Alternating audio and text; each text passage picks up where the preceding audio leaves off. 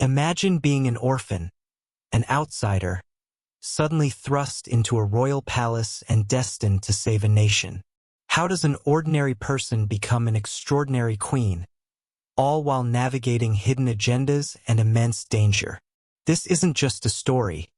It's a testament to unseen forces at work, even when all hope seems lost. A woman with no crown who saved a kingdom. Who was she? A beauty queen? A pawn in a king's court? Or a woman chosen for a divine mission? This is the story of a young girl who stepped from obscurity into destiny, not by chance, but by courage. This is the story of Queen Esther. Around 483 to 473 BC, the world of Esther unfolds inside the vast and glittering Persian Empire, an empire so enormous it stretched from the borders of India to the far reaches of Ethiopia. It was the largest kingdom on earth, a land woven together by dozens of cultures, languages, and nations. At its center stood King Xerxes, known in the Bible as Ahasuerus, ruling with absolute authority from the royal city of Susa. Susa was a place of breathtaking contrasts. Towering walls guarded streets crowded with traders, soldiers, servants, and nobles from every corner of the empire. The air carried the scent of incense and spices brought in from India, Arabia, and Egypt. Colorful fabrics hung in market stalls. Foreign languages blended into a constant hum of life. In the heart of the city rose the magnificent palace complex. Stone columns as tall as trees, glazed tiles of deep blue and gold, sculpted lions lining the pathways, and grand courtyards where kings held banquets that lasted for days. The Persian economy during this time was powerful and global. Farmlands along the Tigris and Euphrates produced wheat, barley, dates, olives, and grapes. Herds of cattle, sheep, and goats filled the empire's countryside. Trade caravans crossed deserts and mountains, carrying precious goods. Spices from India, fine horses from Central Asia, linen from Egypt, ivory from Africa, silver and gold from Lydia, and wine and oils from the Mediterranean. Everything flowed through the empire's famous royal road, 1,600 miles long, allowing messages and goods to travel faster than anywhere else in the ancient world. Every province paid tribute to Xerxes. Gold, silver, grain, soldiers, and livestock poured into his treasury. This wealth funded his extravagant lifestyle, his massive building projects, and his ambitious military campaigns, especially his famous invasion of Greece, which was unfolding during the early years of Esther's life in the palace. This war affected the mood of the kingdom, draining resources, raising taxes, and placing even more pressure on the royal court. Life in Persia was diverse and complex. Over 70 languages were spoken across the empire, and its people included Persians, Babylonians, Jews, Greeks, Arabs, Egyptians, Ethiopians, and more. Clothing reflected their cultures, embroidered robes, golden jewelry, colorful sashes, and the perfumed oils for which Persia was known. Food in this era was rich and varied.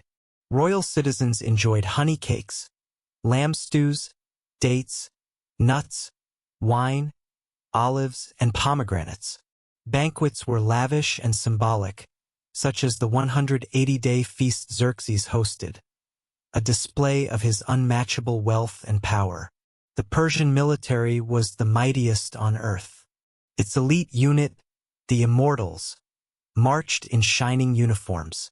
Soldiers came from every province. When the king issued a decree or declared war, the whole empire felt it. And when he sealed a law with his signet ring, not even he could undo it. Religion in Persia centered on Zoroastrian beliefs, honoring Ahura Mazda as the supreme god and valuing truth, justice, and purity. Fire was regarded as sacred.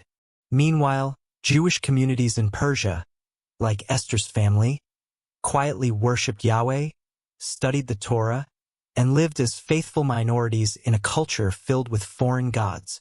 They were allowed to work, own homes, and build communities, but they remained exposed to prejudice and political hostility. Daily life varied widely. Men worked as farmers, soldiers, laborers, craftsmen, and traders. Women managed households, raised children, wove textiles, and prepared meals. Noble women lived in more protected spaces but carried influence behind the scenes. Children helped with family work, learned trades, or played in the city streets. Jewish families lived among their neighbors but maintained their identity through prayer, traditions, and community gatherings. Persian architecture left a lasting imprint on the ancient world. Massive halls supported by dozens of columns, carved reliefs showing kings, warriors, and mythological creatures, tiles of lapis lazuli and gold, and grand staircases leading into palace chambers filled with precious stones and intricate metalwork. These were the rooms where Esther would one day risk her life to speak for her people.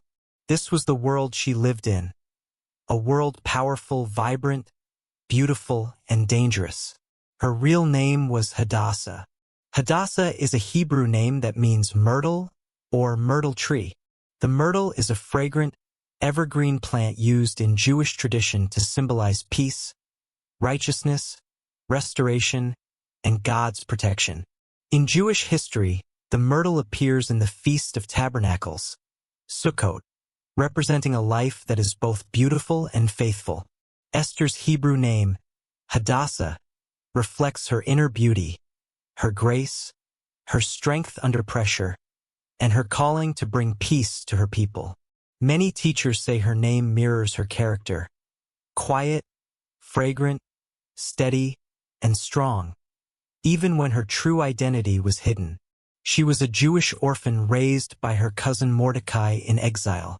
Far from Jerusalem, surrounded by foreign gods, she grew up in the shadow of power, never imagining she'd one day walk its halls. But history has a way of finding unlikely heroes. Sometime around 483 BC, a grand royal banquet was held in the capital city of Susa. The feast lasted for many days and was intended to display the wealth, power, and splendor of the Persian Empire to nobles, officials, and military leaders from across the provinces. On the final day of celebration, when the king was in high spirits, he commanded that Queen Vashti be brought before the guests to display her beauty and royal dignity. Queen Vashti refused the king's command. The reasons for her refusal are not stated in the biblical text, but her decision was a bold act in a culture where royal authority was rarely questioned, especially by a woman. Her refusal angered the king and caused alarm among his advisors, who feared that her defiance might encourage other women throughout the empire to challenge the authority of their husbands. As a result, Vashti was stripped of her royal title and removed from her position as queen. A royal decree was issued, declaring that she would no longer appear before the king. To prevent any further challenge to royal authority, the king's advisors proposed a solution: a search for a new queen. Young women from across the vast Persian Empire were gathered, brought to the royal court, and prepared to be presented to the king. This search would eventually lead to the rise of Esther, whose story would later change the fate of her people. Among the young women gathered from across the empire was Hadassah, now known by her Persian name Esther. She didn't come from nobility. She doesn't have status, but she has grace. And more than that, she has favor. For a full year, she undergoes beauty treatments, 6 months with oil of myrrh, perfumes, and cosmetics. And when her turn comes to stand before the king, he is captivated. Out of countless women, he places the crown on her head. The orphan becomes a queen, but her story didn't end with a crown. It began with a crisis. In the king's court stands Haman, powerful, proud, and hateful. Haman was a powerful official in the Persian Empire during the reign of King Xerxes. He had risen quickly through the ranks and was promoted above all other nobles in the kingdom. The king granted him great authority, and a royal command was issued that everyone at the palace gate should bow and show him honor. Haman's position fed his pride, and he came to expect unquestioned respect and obedience wherever he went. Mordecai was a Jew living in the Persian capital of Susa and served at the king's gate, a place associated with administrative and judicial duties. Though he held no high title, he was known for his integrity and loyalty. Mordecai had previously protected the king by uncovering a plot against his life, an act that demonstrated his faithfulness to the empire. He was also the cousin and guardian of Esther, who would later become queen. While Haman represented power built on status and ambition, Mordecai represented quiet faithfulness and moral conviction. Haman's hatred was not unusual. It was only his power that made it deadly, setting the stage for the conflict that would soon arise between them. The dispute between Haman and Mordecai began during the reign of King Xerxes and was rooted in both personal offense and long-standing historical hostility. Haman had been elevated by the king to a position of great power, placed above all the other officials in the empire. By royal command, everyone at the king's gate was required to bow down and pay homage to Haman whenever he passed. Mordecai, a Jew who served at the palace gate, refused to bow. His refusal was not an act of ignorance or rebellion against the king, but a deliberate decision grounded in his faith and identity. As a Jew, Mordecai would not give such honor to a man in a way that conflicted with his devotion to God. Other officials noticed his refusal and repeatedly questioned him, and when Mordecai made it clear that he was Jewish, they reported his actions to Haman to see how he would respond. Haman was filled with rage when he learned that Mordecai would not bow to him. However, he considered it beneath him to punish Mordecai alone. Instead, his anger expanded into a desire to destroy all of Mordecai's people. This reaction was fueled by more than wounded pride. Haman was identified as an Agagite, a title associated with Agag, the king of the Amalekites. The Amalekites were ancient enemies of Israel, and generations earlier, God had declared judgment against them for their attacks on the Israelites during the Exodus. Mordecai, on the other hand, was a descendant of Kish, from the tribe of Benjamin, linking him to King Saul, who had once fought against King Agag. This historical background added deep-rooted hostility to their conflict. Determined to eliminate the Jews, Haman devised a plan to annihilate them throughout the Persian Empire. He cast lots, known as to choose the date for their destruction, a practice that reflected both superstition and his desire to give the plan a sense of inevitability. After securing the king's approval through deceit, Haman issued a decree calling for the destruction of all Jews on the chosen day. Thus, the dispute between Haman and Mordecai was not merely a personal disagreement. It was the collision of pride and principle, power and faith, and an ancient enmity that resurfaced within the political machinery of a vast empire. Consumed by his hatred for Mordecai, Haman went further. At his own house, he ordered the construction of a massive wooden gallows, 75 feet high, specifically intended for Mordecai.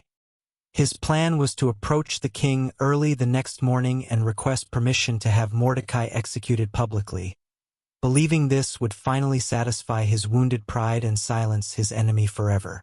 That very night, however, King Xerxes experienced a night when he could not sleep. Instead of summoning music or entertainment, he ordered that the Book of the Chronicles, the official records of his reign, be brought and read aloud to him. As the account was read, the king was reminded of an earlier event that had nearly cost him his life. The records told how Mordecai, a Jew who worked within the palace gates, had once uncovered a plot against the king.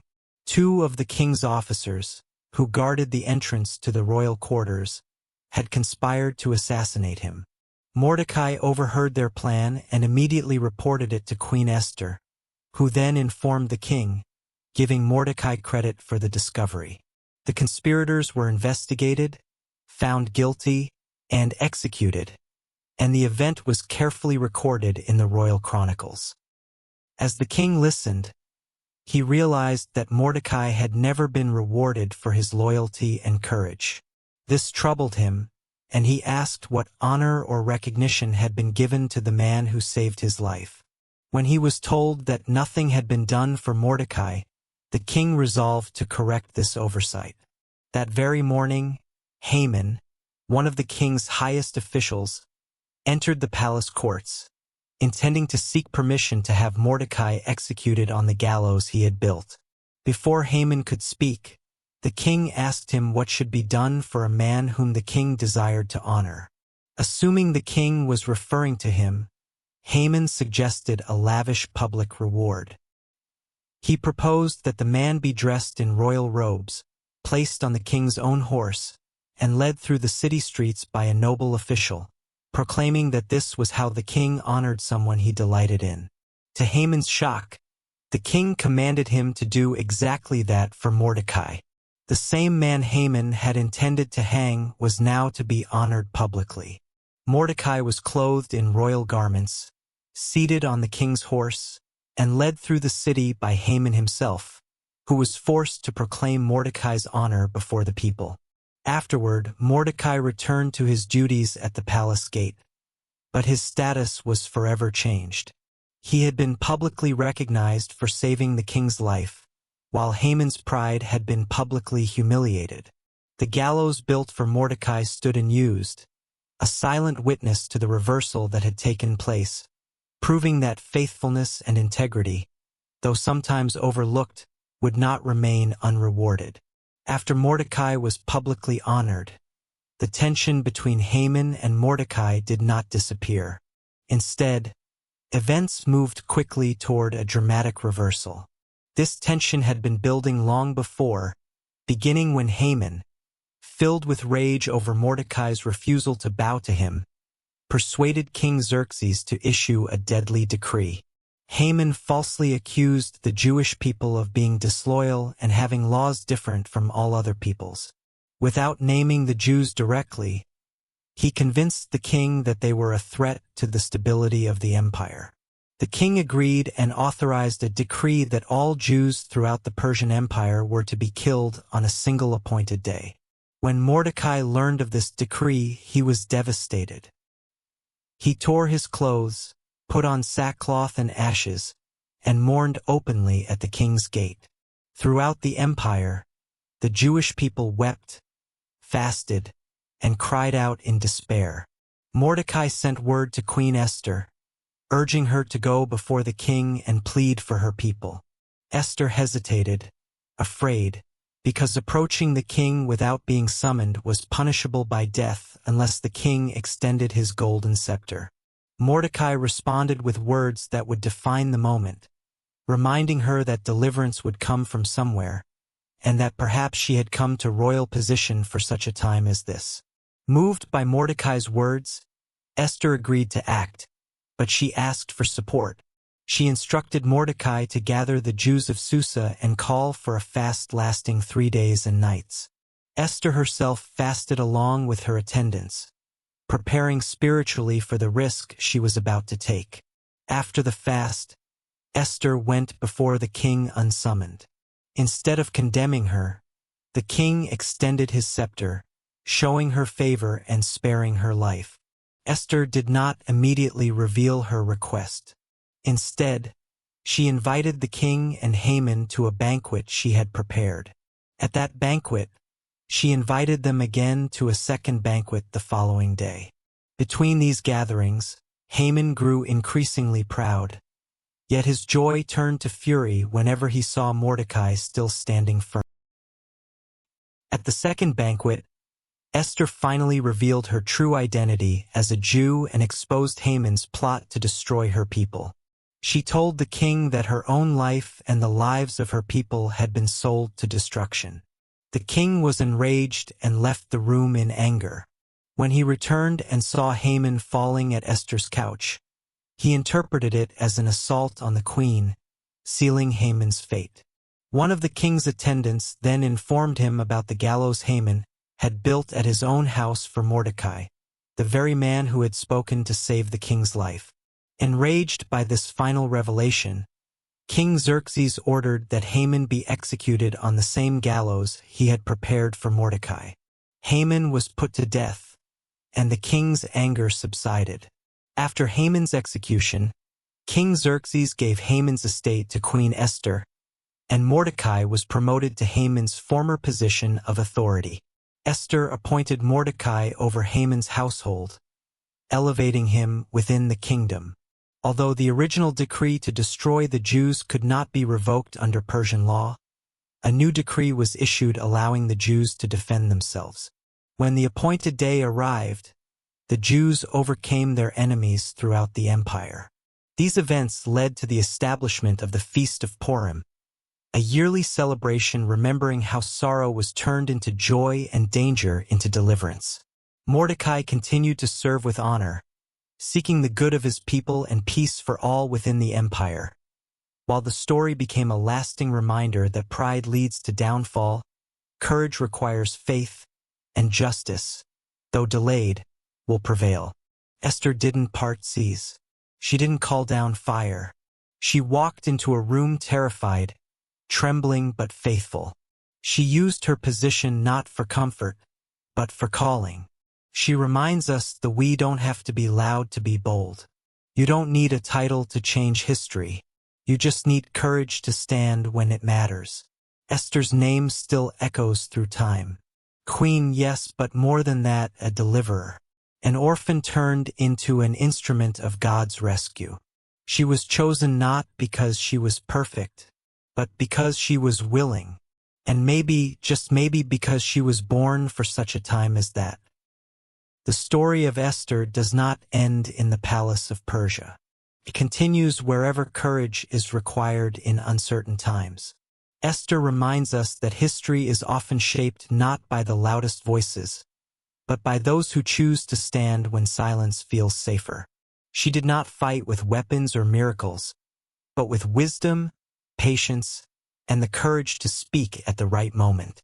In today's world, many still live in spaces where fear, injustice, and prejudice threaten lives and dignity.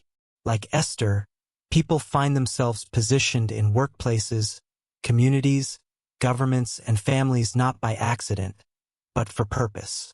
Influence today may look like advocacy, integrity, compassion, or simply refusing to bow to what is wrong. Esther's story teaches us that faith does not always remove danger, but it gives strength to face it. It shows that unity, prayer, and moral courage can shift outcomes even when systems seem immovable. Pride still leads to downfall, and humility still opens the door to justice. Most of all, Esther reminds the modern world that ordinary people can carry extraordinary responsibility. You may not wear a crown, but you carry influence. You may feel unseen, but your voice matters. And when the moment comes, courage, rooted in faith and love, can change the course of history even now. Thank you for watching. God bless you.